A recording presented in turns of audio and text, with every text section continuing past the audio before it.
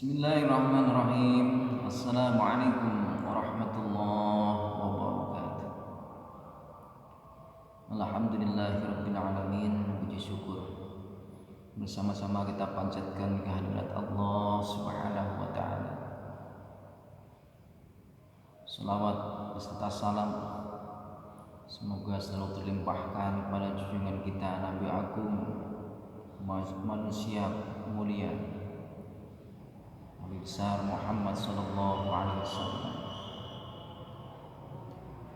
Saudara-saudaraku, semoga selalu dimuliakan oleh Allah Subhanahu wa taala.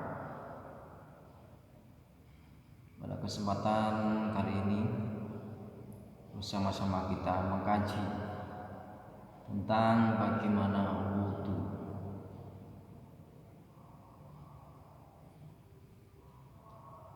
Wudu itu mempunyai makna bersuci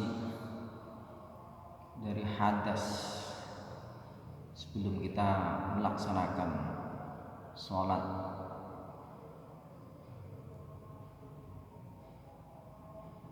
Di sini yang perlu kita garis besar,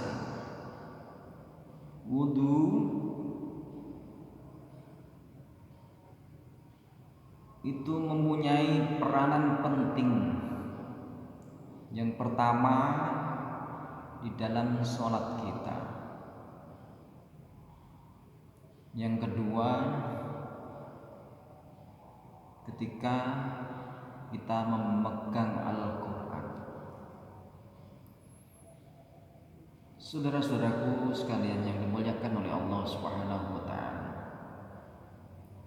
apabila kita di awal dalam melaksanakan wudu bersuci itu tidak sempurna, maka akan berakibat fatal di dalam sholat kita. Bahkan sholat kita akan rusak dan ditolak oleh Allah Subhanahu wa taala apabila wudu kita tidak sempurna. Yang kedua, apabila wudu kita tidak sempurna, maka ketika kita memegang kitab suci Al-Quran itu akan menjadikan suatu dosa atau kesalahan. Saudara-saudaraku yang dimuliakan oleh Allah Subhanahu wa taala, dalam agama kita dijelaskan rukun wudu itu ada 6. Yang pertama, niat. Dalam pertemuan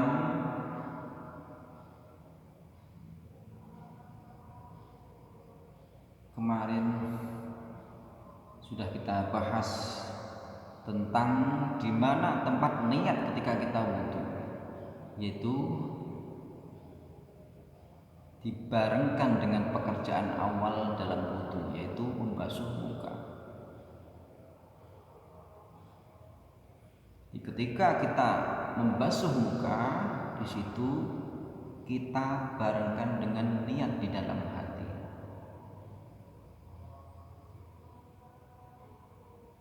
Yang pertama, rukun wudu adalah niat.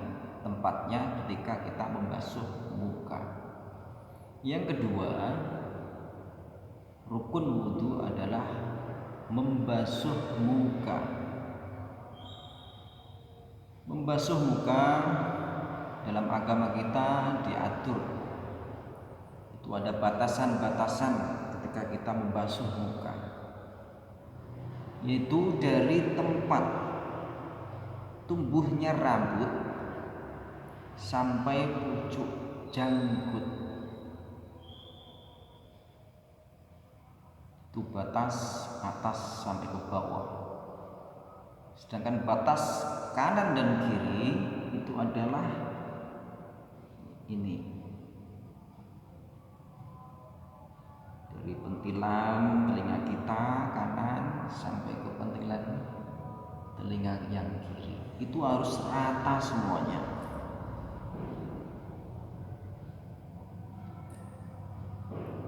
Kalau tidak, maka belum dikatakan wudhu kita itu sempurna. Dan catatan bagi saudara-saudaraku, terutama kaum laki-laki, apabila memiliki kumis yang lebat, jenggot yang lebat, itu terutama bagian kumis itu disunahkan ketika kita membasuh itu agak ditekan agar air meresap ke dalam kulit, karena itu anggota wudhu. Kalau yang janggut atau jenggot yang panjang itu sekedar dibasuhin saja.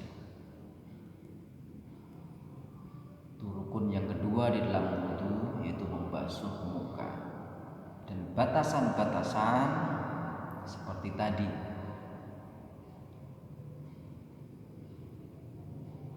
Rukun yang ketiga di dalam wudhu adalah membasuh tangan.